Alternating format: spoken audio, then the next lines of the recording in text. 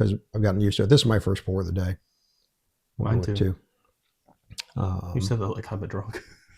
Well, I thought you had a taste. I thought you had a 6 taste somewhere.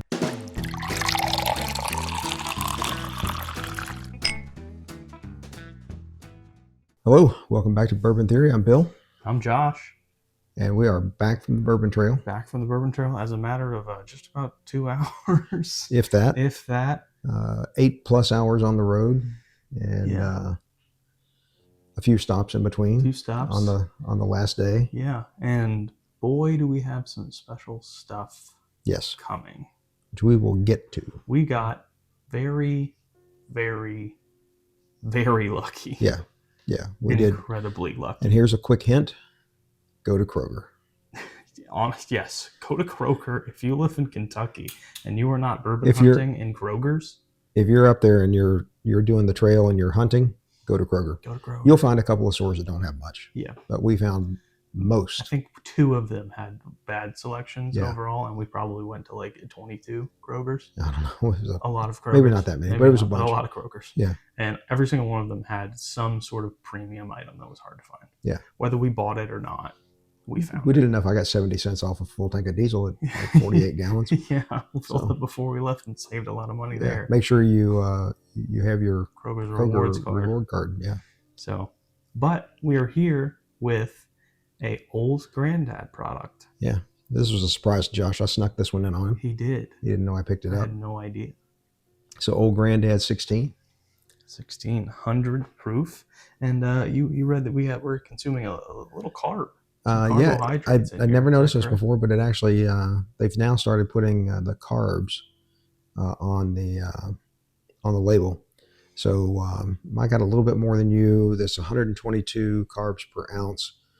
There is no fat, and there is no. We can make up for that with ourselves. Yeah, exactly. There's no something else. So I'm guessing Josh has got about 61, and I got about 65 carbs. Thanks for taking it easy on me. Yeah. Well. Shit. All right. Let's just get right into this. Great color. Wonderful color. I mean, 16 years old. It better have good color. Yeah. So this is their high rye bourbon. Yeah. So 63, 27, 10 malted barley, 63 corn. Man, that's a beautiful nose on that. You get the rye. Get the rye spice. Get a lot of vanilla caramel. A ton. Like a butterscotch. I'm getting like burnt caramel. Yeah. Like that really rich, deep smell. And the amount that's there, I'm assuming that's going to translate pretty fully onto the palate. Yeah. You know, the oak doesn't really come through. Yeah, not too much. This is like a sweet bomb. Very sweet. Yeah. Dark too. Yes. The oakiness is there, but it's just super mellow. Yeah, it's not real thick. No, and this is 100 proof. They proofed it down. I'm sure some of that was because of the level of oak that it had in it. Yeah, and the amount left in the barrels. And some might have been due to yield. It's sticking pretty well for 100 proofer. Yeah, it's not, like I said, it's not crazy for the age. Yeah, but half decent. Yeah. Let's get into it.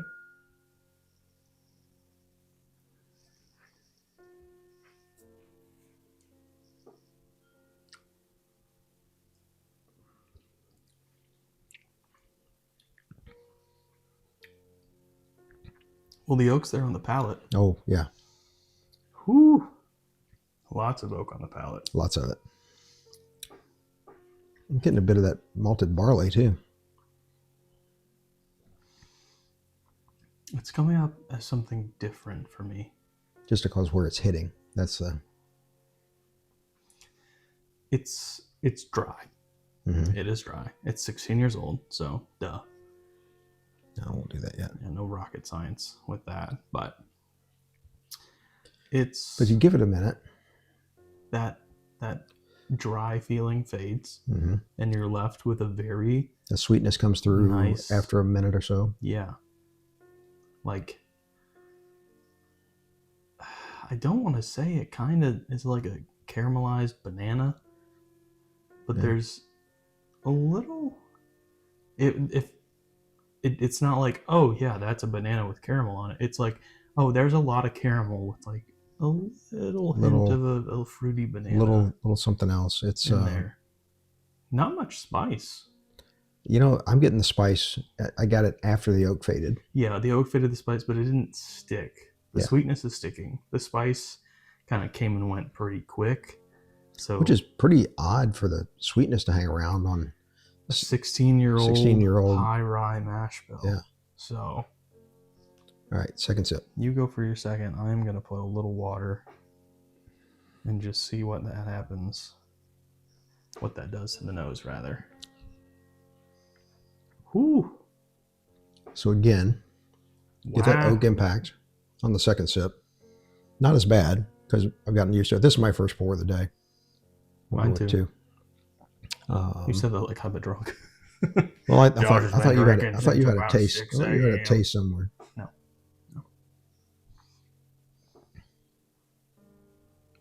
Tell me that did not just push everything forward like crazy. Yeah, it really opened it, made it bloom. Yeah, I'm feeling the banana on the nose now. Yeah, what I'm not getting though, I'm not getting any peanut. Yeah, you're right. There's not. Mm-mm. You're right. But this is a pretty exclusive mash bill. I think to only Old Granddad and Basil Hayden. I think this is the mash bill they use for that. Yeah, which is like what, 68% corn, 63, 27, and 10. Thank you. He's right. He looked it up. Duh. You get in for your third with there. I'm gonna keep sniffing. Because there's like no spice on the nose at all.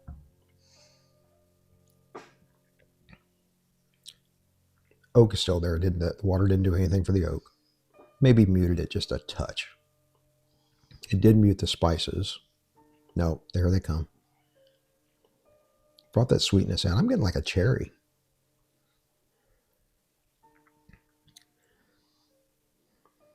I mean, it's right on the front of my tongue. It's like almost a sour cherry. I'm not getting it. I'm not getting that. Hate that for you. Well, I kind of like the banana thing that's going on. We tried Jack 10. We did. At a bar. Yes. Evergreen Liquors, which we have some footage of that, which will be coming up soon. And wow, lots of banana on that thing. Mm-hmm. This is much more muted because it's 6 years older and a little higher proof. Yeah, just a bit. Yeah, just a bit. This is giving me a little bit reminiscent vibes of that Jack 10 if it had more spice, more oak impact, and then stuck around longer. And there's been some other reviews of this out there that were really negative. They were disappointed in it. Yeah. Not necessarily truly negative. They were disappointed. They were disappointed about the proof. Yeah. But to be honest with you, I don't know that I'd want this one. Yeah, if this was a really high proof, I think the oak would really be just I think killing all the flavor. I think keeping it true to the 114 might have been cool. Yeah. But I don't know that. I think it would have really cranked the oak. Yeah. Yeah. 14 proof points as far as oak and spice and stuff like that. Really. On a 16-year-old bourbon? Yeah, knocks that up like crazy. Yeah. Because they also use this mash bill in Hardin's Creek. You're right, they do. And I had a 17-year Hardin's Creek at Beam. And I tried their 2-year. And so I thought that was really over-oaked. Yeah. So just one more year of oak on it, and it was a higher proof. Yes, it was 107. Yeah. So it was okay. It wasn't by a bottle, for sure. It wasn't bad though. No, it wasn't bad. We'll have a review of us drinking them out soon. And at the bar at Beam. Yes. So yes. I mean, I would say this is a good B. Yeah. A solid B. I would put it right at a B. So I can understand if you're disappointed in the price. That makes sense. Yeah. Couple $100 is. But disappointed in the pour, I don't think so. I mean, but what's being said right now is that the age is worth $10. $10 a year on the high age. So that would put this one at 160. I prefer it at 160. I don't know that this is a buy a backup bottle. No.